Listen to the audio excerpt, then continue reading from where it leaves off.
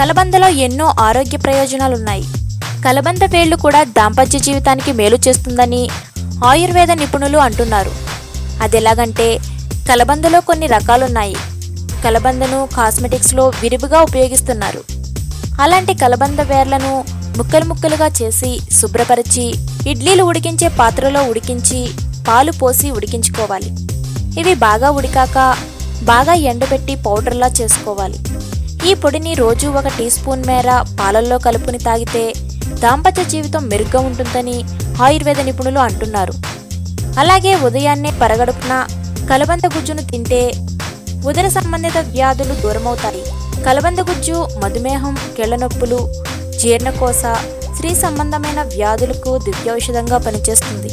కలబంద గుజ్జుతో తయారైన జ్యూస్ను తాగడం వలన దీర్ఘకాలం ఎలాంటి అనారోగ్యాలు దరిచేరకుండా ఆరోగ్యంగా ఉండవచ్చు.